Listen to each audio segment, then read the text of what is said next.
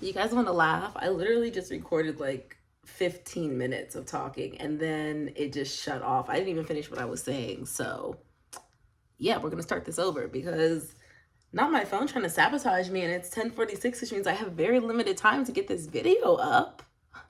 Firstly, let's address the elephant in the room, which you guys probably didn't even notice, but I noticed when I was talking to my mom just a second ago, which is that the video that just uploaded, probably 10, 15 minutes ago, actually has been sitting processing since midnight last night. I did not realize that. I uploaded the video and then I closed out the app thinking that it had uploaded all the way. I saw that it uploaded, but I didn't realize that it did not finish processing.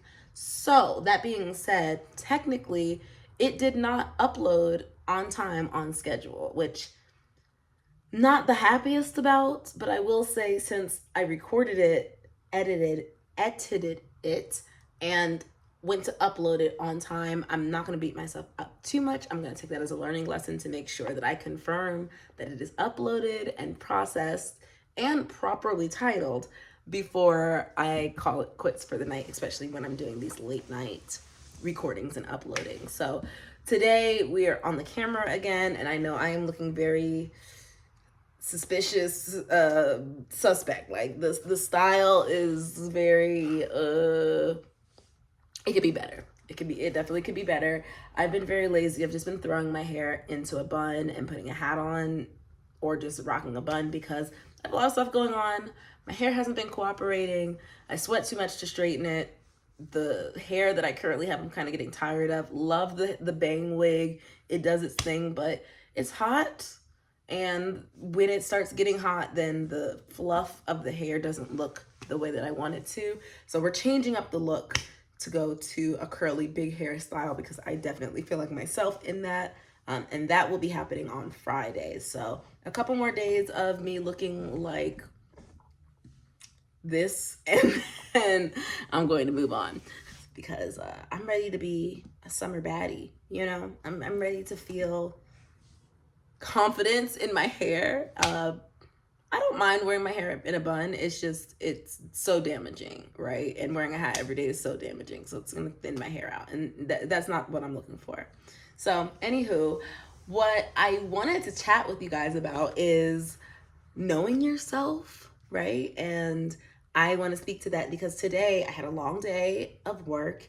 I finished work and got back to the house around 7:15, and instead of kind of getting comfortable, I knowing that I had a bunch of work to get done, I grabbed my laptop and my notebooks and books and got the heck up out of the house in like 15 minutes so that I could go to a coffee shop and get some work done before they closed at 10. And I'm so glad I did because I got so much more work done than I would have at the house. And I think that that really speaks to an element of discipline that we don't always talk about, which is being honest with yourself. I think something that people don't talk about enough is that the best planners, the most disciplined people, don't plan for their best selves. I think it's quixotic, but a little naive to always plan for yourself to show up as the best version of yourself in order for you to be successful. I am a full believer that if your plan requires you to be the best version of yourself and for everything to go right to be successful, then your plan is incomplete. And that's just because 99% of the time, things do not go correct. Things do not always go as planned because most things require interaction and integration with other things that are going on, right?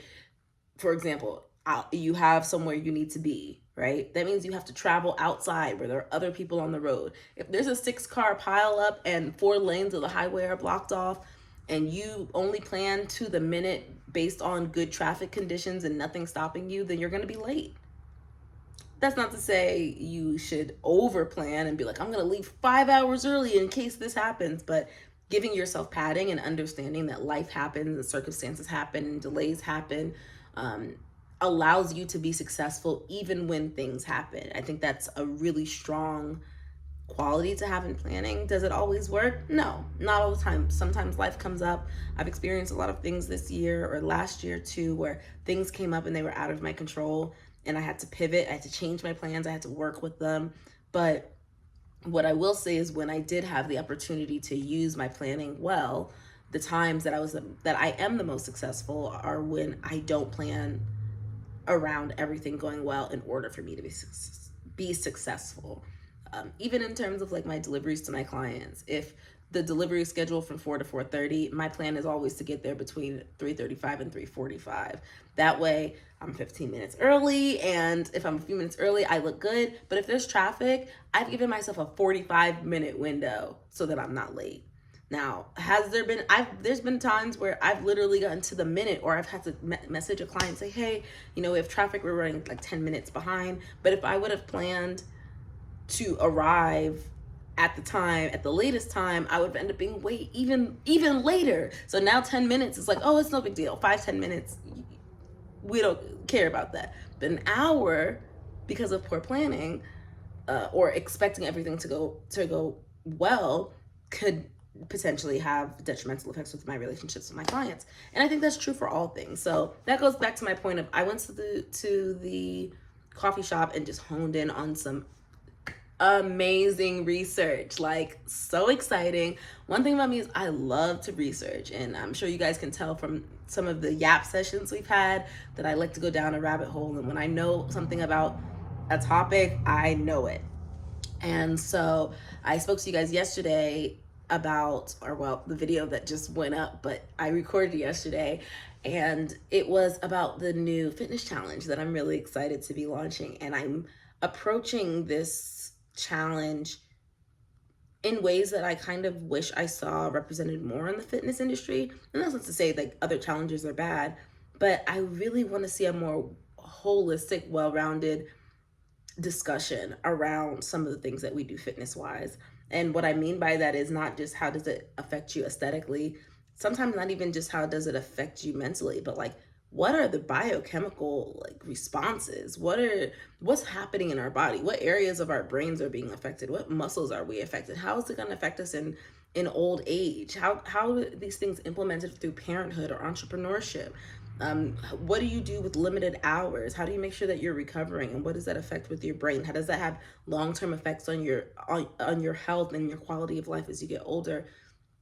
And really getting granular and specific about why the things that we are doing are important outside of society telling us they're important, right? Like, you should be well, why? Like, what do you know about wellness? What do you know about your body? What do you know about the things that you're doing outside of this affects my bicep, or this is how I grow bigger lats, or this is how I don't have a bloated stomach, and granted, all of those things are important. I just think there's a large emphasis on that and not enough emphasis on all the other things that fitness impacts, and all the things that impact fitness, right? So socioeconomic impacts, and access to food or access to information, where you live, and the priority of health as you grow up. I grew up in New Jersey, and we had to go to gym every year to graduate. And then when I went to school in Mississippi, I learned that that was not a thing. That wasn't a mandated requirement that you go to gym for 3 out of 4 semesters every year, or you won't graduate. And so that in itself is teaching different people in different areas of the country about their relationship with fitness and what it means and what information that they're receiving. So I was really excited to go down that rabbit hole, because this challenge is going to have a lot of great information that helps people not only improve their fitness and their strength levels, but understand why these things are important so that they can translate those to forms of movement that they enjoy, whether bear crawls or animal style workouts are that, or it's strength training, whether it's running, whether it's swimming, whether you become a boxer or aerialist, whatever it is. Now you're armed with this information of understanding why those types of movements are important, and you can structure your workouts to affect areas of your life outside of physicality, whether that's better memory, better mental endurance, training your fight or flight, just all of these really cool things that a singular movement impacts. And I think when we start talking about fitness in that realm, it really starts to hit the nail on the head of why it's so important and so impactful. So I'm really excited about that. I'm really grateful that I took the time to go to the coffee shop today after work, even though I was tired, because I learned a lot. I knew quite a bit of information, but the great thing about researching and doing your due diligence is there are always going to be resources that know a little bit more than you.